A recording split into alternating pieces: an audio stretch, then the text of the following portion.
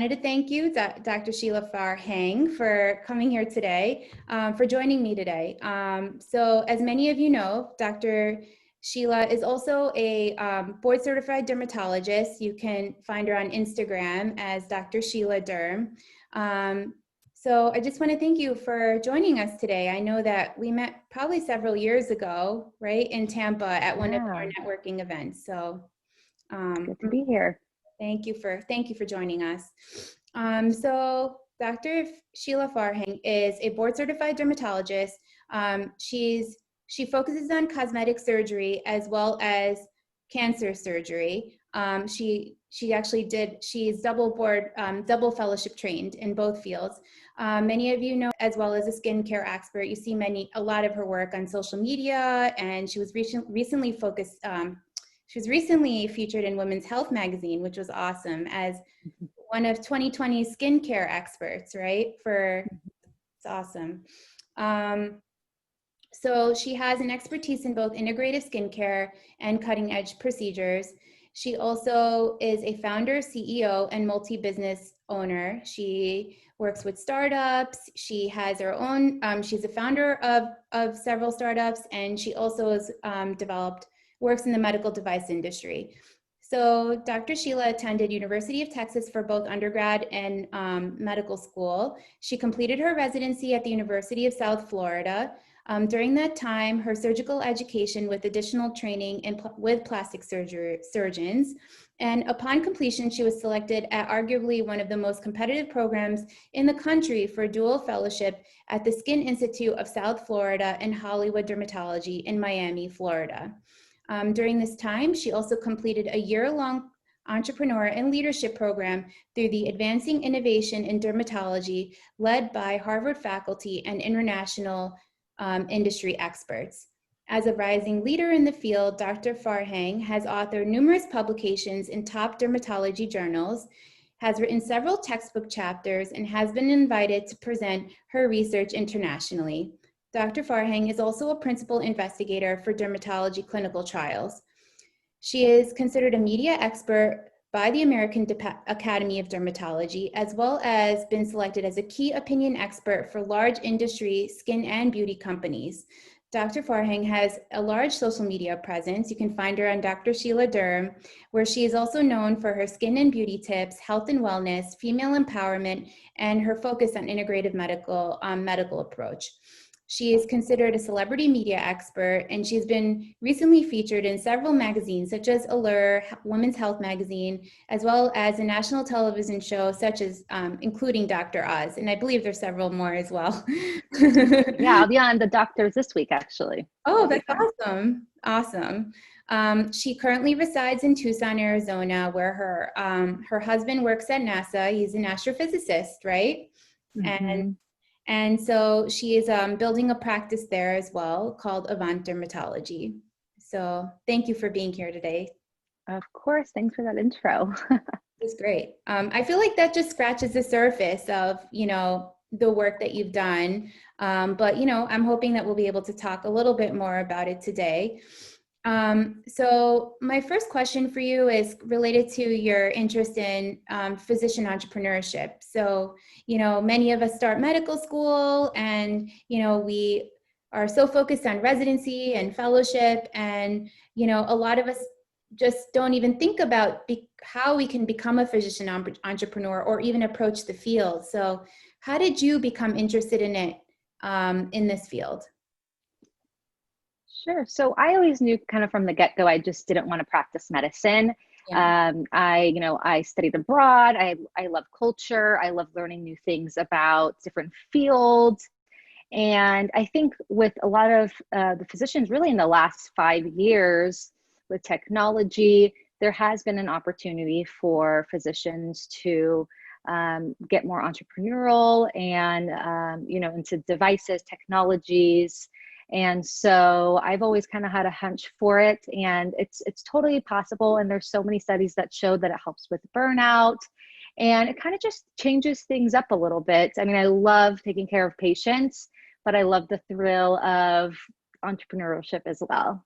Yeah, I think it definitely does add variety, and it makes, you know, our practice more interesting. I think it makes us stay abreast of like new advancements. So yeah, I definitely feel that it's helped me fight burnout. So, you know, I wanted to ask you though, like, you know, the work, how do you really find time? Like just by reading your bio, and I've obviously been speaking to you for a long time. I'm like, Oh my gosh, you've heard it. I was like, I've been having my bouts of stress when I think it was a few years ago. I was like, I don't know where to move. Like, you know, it's all about balance. I always think like I don't have any children, and I'm like, how do people do it with children? But they do it too. You kind of work with what you have.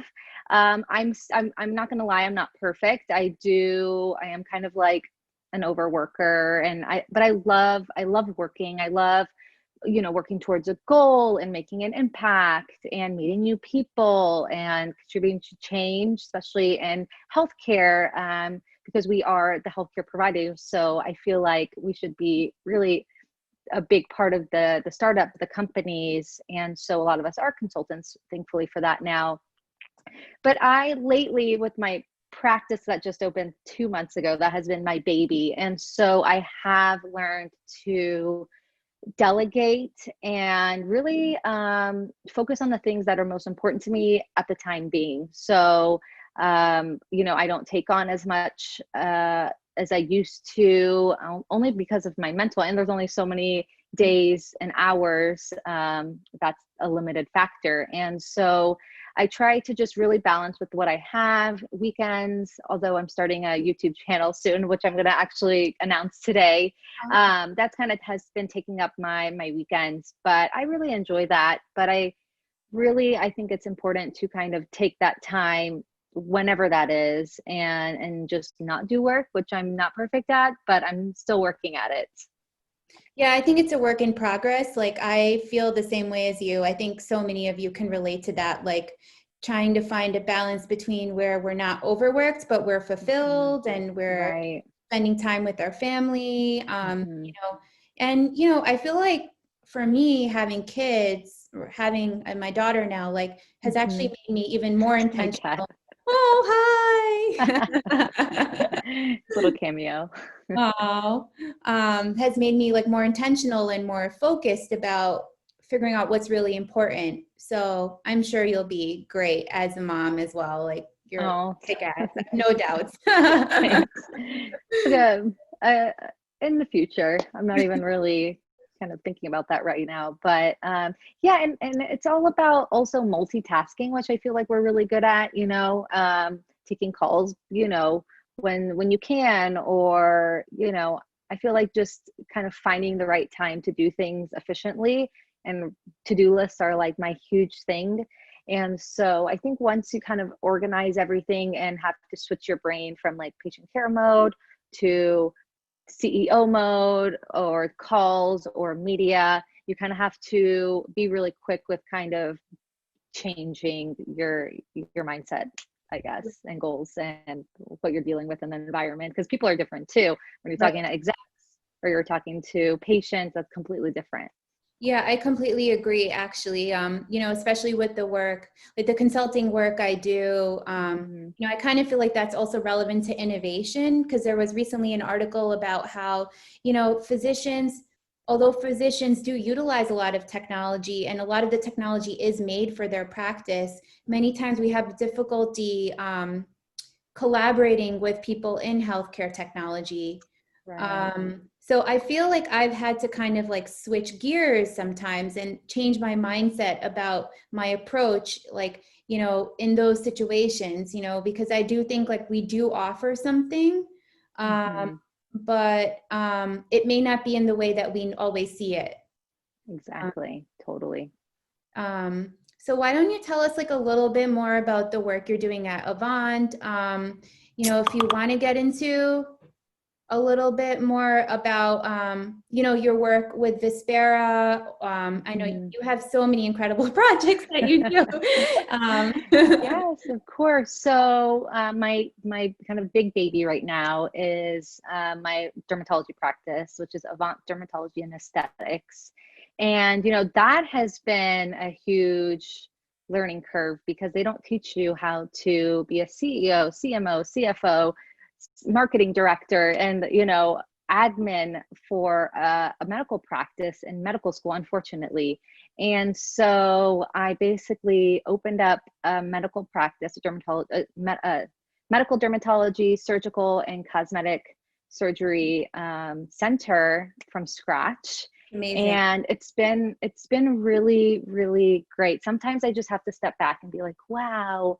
And so I'm planning the grand opening now. It was definitely a challenge and it was an obstacle because it was happening during COVID, when it was the worst. And COVID is of course not done. And I'm still dealing with a lot of the, you know, difficult things. You know, are we as busy as we would be maybe if COVID didn't happen? Probably. You know, would I've opened a little sooner? Yes. But, you know, we're just dealing with it. And I'm super grateful. You know, we're still doing really great. We're doing all the precautions needed, you know, the health precautions in office. And so we're about 2 months out and, you know, my staff is great. We have a good leadership, good teamwork. And so it's been really, really great. And patients love the experience there. By the And way, then on your views at your office are gold. Like I'm thank you. Yes, I know. It's for vacation. Tucson. Yeah, you know, Tucson wasn't even on my radar. Like you said, my husband inspired the move because he does planetary defense. And I'm from Texas, you know, trained a little bit in Chicago and then trained in Florida. And so Tucson was really not on my radar. But as you mentioned, I'm a reconstructive Mohs micrographic surgeon for skin cancers. And there's a lot of skin cancer here in the desert. And I feel like Tucson specifically needed kind of a younger, fresher cosmetic surgeon, really knew their stuff. So 10-year lease and I'm in. And so it's really like a lifelong endeavor because, you know, it's like your baby. And so, but I'm super grateful about the care that we're giving. And then my other startups, one is Vispera Health, which is a specialty-based telemedicine platform. And it's still in its infancy, but with that one, I really realized that you need, and with, you know, a lot of the other startups, it's very collaborative. Like you were mentioning, you really, you can't do it all. You can't be the engineer, the software coder, you know, it's just so many things that go into it. So for a lot of the people that are watching, if you have an idea, you know, you always don't have to be an entrepreneur. And this is what Dr. Rox Anderson told me, who developed basically photothermolysis, which is like the concept of all the lasers we're using. He's in Harvard right now, or cool sculpting, and he is the best entrepreneur that I know of, and has been a really good mentor. But you know, you don't always have to be the person with the idea. You can be the person who helps execute it. And so, you know, a lot of people are like, oh, I don't have good ideas. Or some people are like, I have so many great ideas, but it really is collaborative and it's not overnight. That's for sure too. So I've learned, you know, with Vispera, because I've had so many other things going on that, you know, sometimes we had to put a hold on it. And I'm a co-founder of Vispera. So the co-founder is a urologist, Dr. Kelly Gross, and she's great. So we're kind of collaborating and we're trying to bring in investors so we can kind of take the load off, because we really created the concept of it, the platform, and it's a lot of work. And so another thing that I wanted to mention is that if you really, really want to do startup, you should dedicate, I mean, it depends on what it is, but you should definitely dedicate quite a bit of time for it. And opening up my own practice gave me the time to do that, since I, you know, make my own schedule and, you know, I can work up after hours and things like that. And so it does take a bit of time, because you may run into burnout if you're doing a full-time job as a healthcare provider and then trying to add in entrepreneurial startup work as well. And then my other kind of startup that I'm involved in is a kind of a plant-based SPF sunscreen. And I'm actually the dermatology scientist and formulator. This is called Uvera, and this is a really, really big project. And this is like a 10-year project in the making. And so I can see that as well, because whenever you get into formulations such as sunscreens, and it's very different than cosmeceuticals, but if you're trying to get in like the drug industry where there's FDAs and regulations, you have to do it right, and it takes a lot of time. And so that's another thing. So cosmeceuticals are not regulated by FDA, but when you're trying to get into the other game, that takes a really, really long time. So that's been like years in the making and needs investors. But is it possible? Absolutely. But there's a huge team with that, and I'm just one little part of it. And so so yeah, those are kind of my like top ones. And then of course my social media, which I also made as a corporation, as a personal brand, and I really encourage a lot of people to do that too, because once you have an LLC, taxes are a little different and stuff like that. And then I think that's about it. I'm trying to think what else I have going on.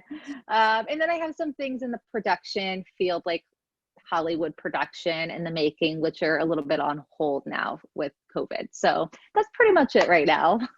Wow, I didn't know about the Hollywood meet. Wow, that's awesome. Yeah, that's kind of been on hold. With all the production studios are on hold, but hopefully you guys will hear about that soon. That's incredible. 2021, hopefully. We'll cross our fingers for that. Yes. That's awesome. So, you told us a little bit about what you're doing in terms of your practice and, your specialty. What do you see, like, how do you see the field? Do you see the field evolving over time? In my field is like for anesthesiology, I feel like there are certain things I strongly believe that the way we practice now will be very different from the way we practice 20 years from now. Absolutely. So how do you see that for your field? Yeah, so I think dermatology actually is a huge space for innovation. It's almost, and there are a lot of entrepreneurs in our specialty.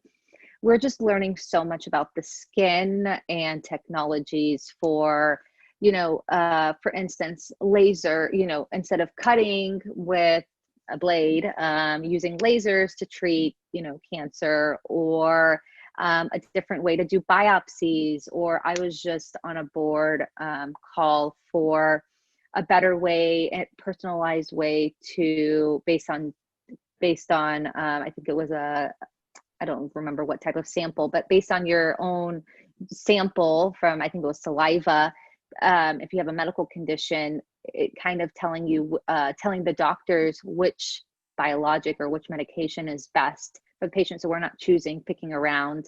And so what really interests me is actually, this personalized, individualized approach for care and treatment. Specifically, we're learning so much about the microbiome.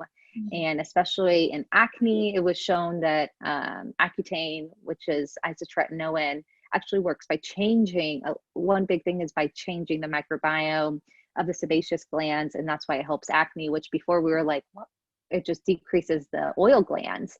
And so we're just learning so much. A lot of the allergies we see now, with so many skin allergies, I've developed eczema myself, and it's been shown to be part of the microbiome, the gut. And so I'm hoping we learn, and it's such in its infancy, I feel like. Yes, we can do some testing, gut testing and things like that, or SIBO, but it's such at its infancy. But I'm hoping in regards to that, that'll develop in the dermatology field a little bit more, because people just get rashes and we don't know why. We treat it and we try to figure out, if they're allergic to something, but a lot of these flares can just happen. Of course, stress is a big contribution too, but that's kind of what I'm looking forward to seeing in dermatology, as a progression in microbiome. That's really fascinating. As a patient, I suffered with acne, and I think I did Accutane twice. And it's so interesting that, they're finding that now it is related to your gut microbiome. So many There's so much into it, right? I think there's a startup that my friend works for in New York City that's just primarily focused on the relationship between the gut microbiome and Parkinson's or and Alzheimer's, I believe. So they focus on, like, neurological diseases, and they're finding relationships between that as well. So I'm Oh, sure. absolutely. Yeah.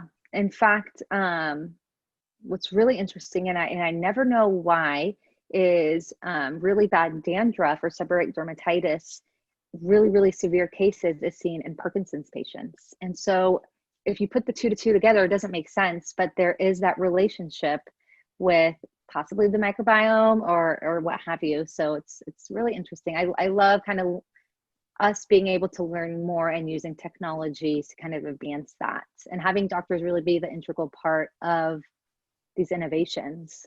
Yeah. Because I don't think it was like that before. Yeah.